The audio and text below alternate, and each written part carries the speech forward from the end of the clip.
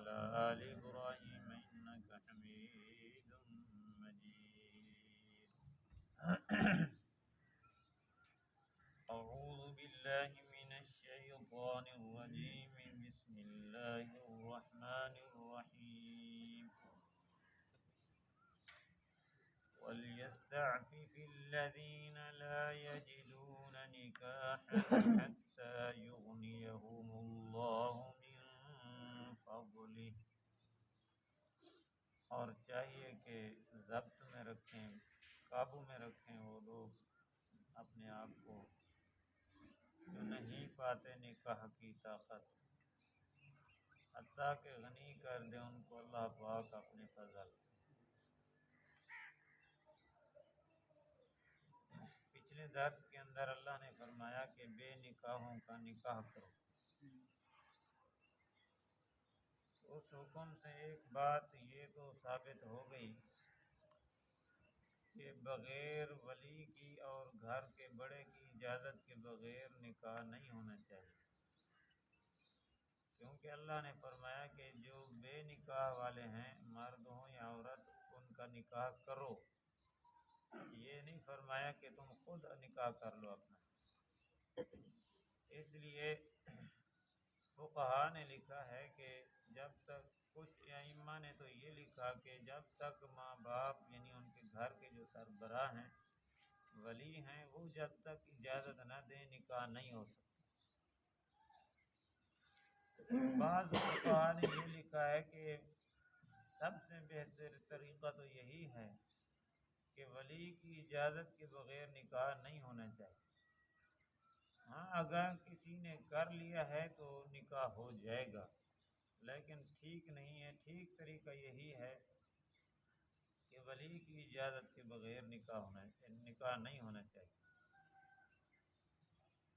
تو آج جو ہمارے ماحول کے اندر فسادات ہیں، اگر اسی حکم پر عمل کیا جائے کہ ولی کی بڑے کی اجازت کے بغیر نکاح نہیں ہونا چاہیے تو یہ سارے مسائل پریشانیاں ختم ہو جائیں۔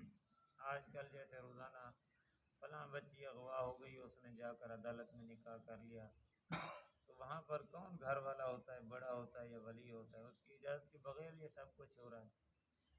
اگر حکومت اسی قانون کے مطابق ہی ایک فیصلہ لکھے کہ ولی کی اجازت کے بغیر نکاح نہیں ہے تو یہ سارے مسئلے حل ہو جائیں گے۔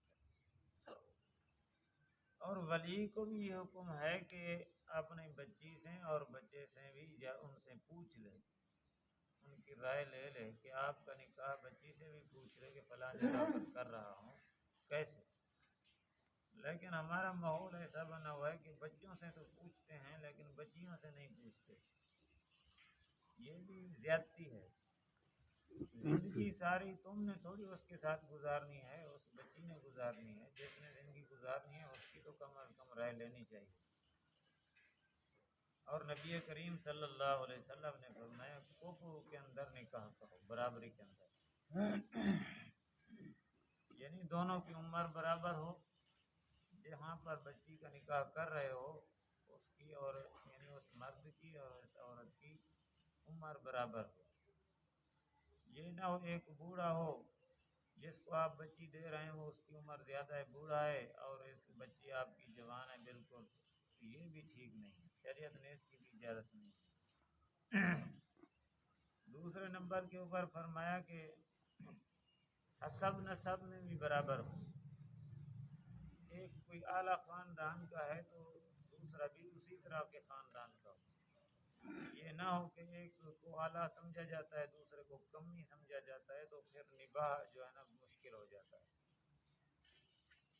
تیسرے نمبر پر فرمایا کہ مالداری کے حساب سے دونوں برابر ہوں۔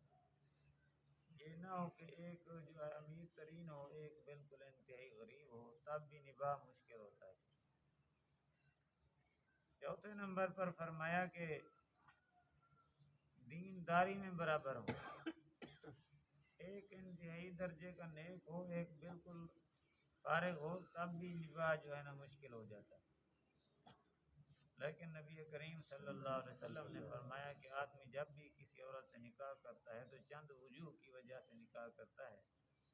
یا تو اس وجہ سے کسی عورت سے نکاح کرتا ہے کہ اس کی خوبصورتی حسن جمال کی وجہ سے، یا نکاح کرتا ہے کہ اس کے حسب نسب کی وجہ سے کہ اعلیٰ خاندان کی اونچے خاندان کی عورت ہے، یا نکاح اس لیے کرتا ہے کہ مال کی اعتبار سے کہ بڑے مالدار ہیں، یا اس وجہ سے نکاح کرتا ہے کہ یہ دیندار ہیں، اخلاق اچھے ہیں، لیکن فرمایا تم سب سے زیادہ دینداری کو ترجیح دیا کرو، دینداری کو سب سے زیادہ ترجیح دیا کرو کہ ایسی بچی سے نکاح کرو جو دیندار ہوں، ان کا گھرانہ دیندار ہو، اٹھنا بیٹھنا اخلاق اچھے ہوں، ایسی جگہ پر نکاح کرو۔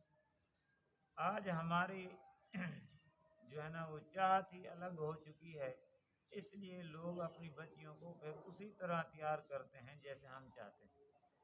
ہم چاہتے ہیں کہ ایسی بچی سے نکاح کریں گے اپنے بچے کا جو تعلیم یافتہ ہو، 14 پڑھی ہوئی ہو، یا جو ہے جو اتنا مال ہو، اس کو اتنا جہیز ملے، یہ ہو فلاں ہو، پھر لوگ اپنی بچیوں کو اسی طرح تیار کرتے ہیں۔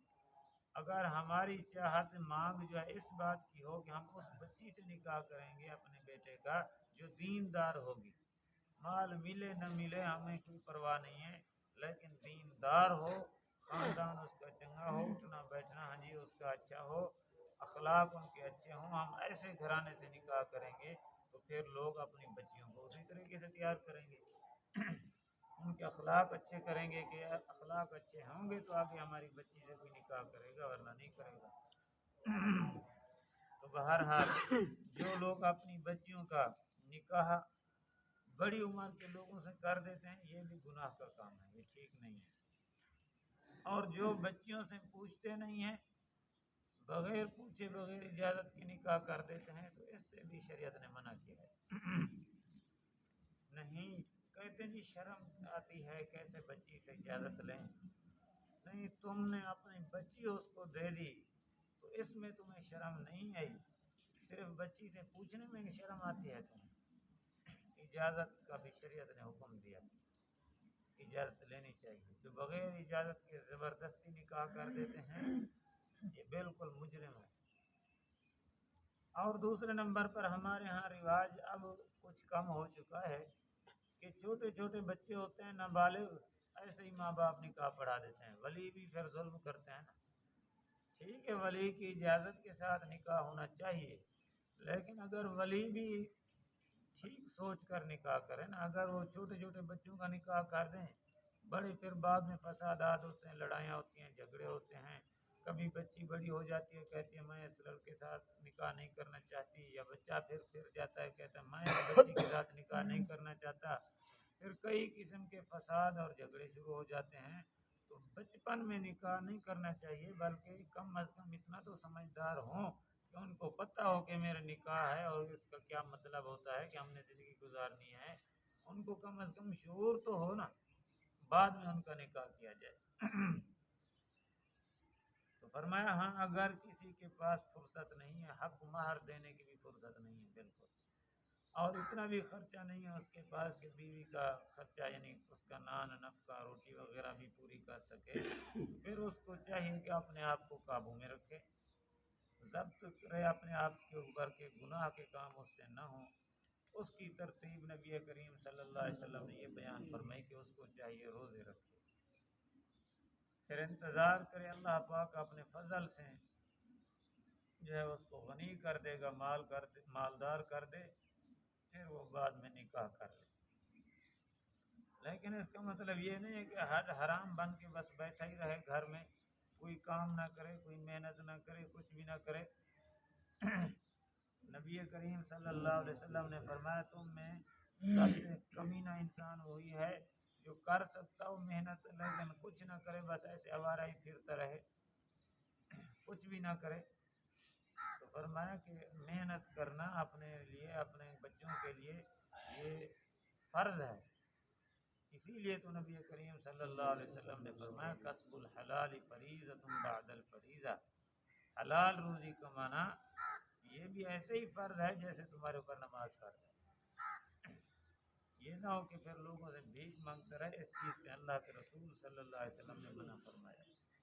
ترجمہ دیکھ کے وَلْيَسْتَعْفِفِ الَّذِينَ لَا يَجِدُونَ، اور چاہیے کہ ضبط میں رکھے، اپنے آپ کو قابو رکھے وہ لوگ جو نہیں پاتے نکاح کی قدرت، طاقت نہیں ہے نکاح کی، حتیٰ یغنیہم اللہ من فضلہ، حتیٰ کہ غنی کر دے گا اللہ پاک ان کو اپنے فضل سے، پھر وہ نکاح کر لیں۔